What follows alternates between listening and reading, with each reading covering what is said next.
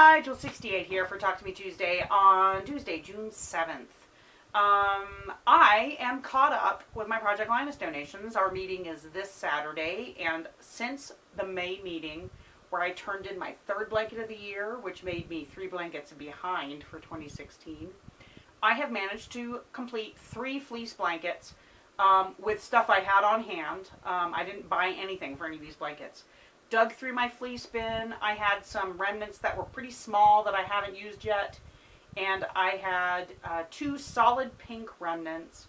One was almost big enough to use by itself, but it was just a little too narrow.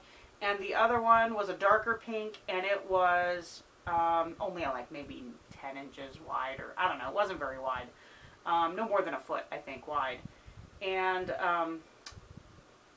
I took the dark pink remnant. I also had some larger remnants. I had 3 larger remnants that were big enough on their own to be a blanket on their own. I just needed to trim them somehow, you know, decorate them or whatever, and put a finished edge on them. So one of those, I used yarn that I had on hand, and I crocheted a border, and I finished that last night.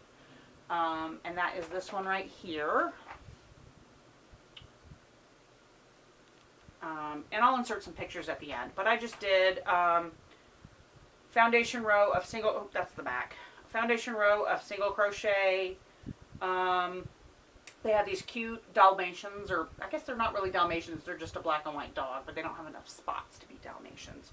Anyway, I just had some black and white yarn on hand, so I did a foundation row of single crochet with black, and then I did half double crochets with white, a single round, and then I did a single round of single crochet to finish it up. And I finished that up last night. That is ready to be washed. It is labeled, so it just needs to be washed and turned in. This was another large piece right here, and I love this. This is actually quite large. I'll put a picture of it in too. Is this the front or the back? This is the back that I'm looking at. So you're looking at the front. Now you'll see a pink edge on that. I basically cut some strips from the narrow dark pink remnant that I had. I'm pointing over here. You can't see what I'm pointing at. But anyway, it's sitting right here. I had dark pink, and I used several strips of that. I think it was like 1 3/4 inches, and made a binding. And I ended up using what normally with regular fabric would have been the back. I ended up making that the front because I just thought it looked nicer.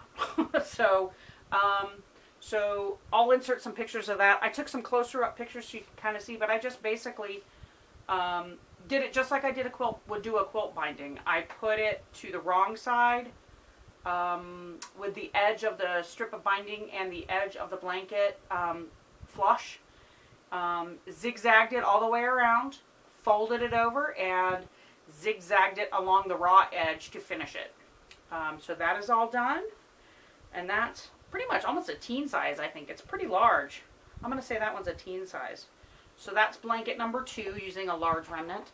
I have a 3rd large remnant that I have already trimmed. The edges are rounded, the holes are punched in with the skip stitch, and I have it paired with some coordinating yarn in a bag sitting next to me on the couch. That's just for me to work on. I'm not going to worry about trying to get it done for this weekend because I am caught up, so that's cool. And that leaves us with the remnants. So I had this light, let me turn it this way. I had this light pink and I had this dark pink. And the light pink was not quite big enough to be a blanket on its own unless it was like just a very small baby blanket. And the dark pink, especially after I cut the strips off, was to do the other blanket, was not anywhere near wide enough. However, what I ended up doing was I split the light pink in half, and I zigzagged the dark pink in the middle. So what you're looking at right now is the back of the blanket, because I wanted to show you. So I basically put it together, right sides together, and about 3/4 of an inch, definitely more than a half an inch, I zigzagged. That's the width of the seam allowance that I left myself. And I zigzagged all the way down, and I used a variegated yarn in pinks and blues and yellows and greens.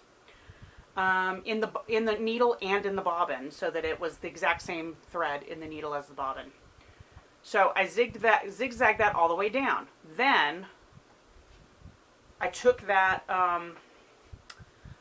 raw edge and folded it over to make this flat. So the seam is flat, and I did a much wider zigzag, and it's the one that includes like 3 stitches per up, 3 stitches per down to make it a little more secure stitch. And I basically just over edged all the way down the raw seam just to make it look finished and to keep it flat, because you don't want kids playing with it and flapping. I figured if I didn't do that, it wouldn't last as long. And so on the right side, that's one of the reasons I used the same thread in the top and in the needle and in the bobbin. The same thread, you can see how it actually looks decorative on the front. So I really was happy with how that turned out. Then I went all the way around, even did mitered corners. Just folded it over. I didn't even pin it or anything there. I just folded it over and held it flat and zigzagged all the way around the 4 sides, mitering each corner just like you would a quilt binding. And then I got done and I thought, okay, it looks really cute. However, we have this lady in our Linus group who always, whenever she has solid colored fleece, she always embellishes it somehow. She'll take patches off baby clothes that she gets, or kids' clothes she gets at the thrift store, like big embroidered patches or appliques. She'll applique them, cut them off, and applique them onto the fleece, or she'll take a small remnant of a print fleece that has a big bold print on it, and she'll cut around one of the pictures on there, and she'll applique that picture on. And so I kind of felt like she's raised the bar a little bit for the fleece blankets. So I decided it needed something to make it not just this solid 2-color blanket. So I was looking and I couldn't find anything anywhere. I didn't have any print fleece that would go with it. And then I looked in my trash can and I had the strips that I had cut off for straightening all of the fleece out and trimming the corners off and everything. Or no, I didn't round it, but trimming the sides and just straightening it all up, and the leftover strip for the binding. And it was, I had just enough to do this cute little applique flower. And so I just basically cut the petals out freehand. I hope you can see this, but I'll insert a picture just in case. So I cut the petals out freehand out of the strips, and I used, do I have some here? I used some of this, I just sprayed the backs of the petals and stuck them on, sprayed them real lightly just to keep it on while I stitched it. So I stuck them on, and then I did the same with the pink circle out of the leftover of this light fleece. And I spray adhesived that right here in the middle. Then I let it sit overnight just in case, because I didn't want the glue to, I wanted the glue to be completely dry. And the next day I zigzagged all the way around all the petals, one at a time. I just went like this, and this, and this, and this. And when I got back to where I started, I went around the middle and went around the circle. And you can really see the stitching on the back, and because I used the multicolor thread, it actually is cute on the back too. So I'm really pleased. I'm really excited about this blanket. It's fun. I'll insert pictures of that at the end also. I tried to take some good close-up pictures so that you can see what kind of stitching I did. I might have to do a tutorial one of these days for doing the pieced fleece blankets. I don't know. I'll have to decide. And that just leaves that one that I have sitting there on the couch to work on. I have a very small remnant of fleece that was too small to really do anything with, but I could use it as an applique on another piece of fleece. So I saved it in a baggie along with, I have one that's a nice long strip about almost as wide as that dark pink strip was, but unfortunately it was all crisp. It was sort of a Christmas plaid. So I saved that in there too, and I'll hang on to that. I'm not sure what I'll use that for. I could use it for another one of these if I decide I'm getting behind again.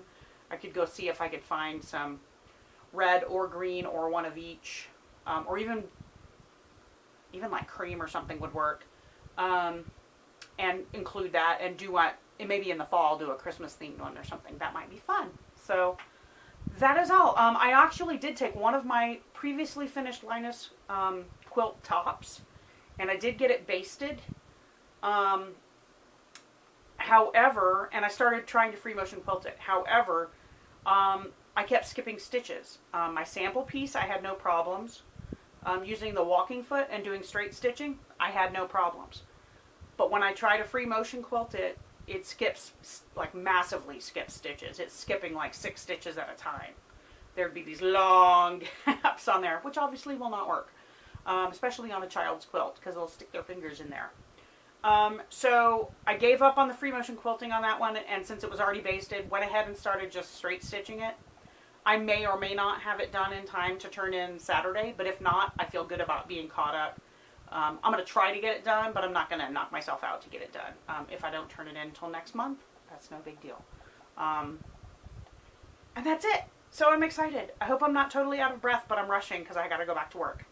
I hope everybody has a good day. I look forward to watching all your videos. I'm not quite caught up on last week. I think I still am missing 1 or 2. And I will see you next week. Bye!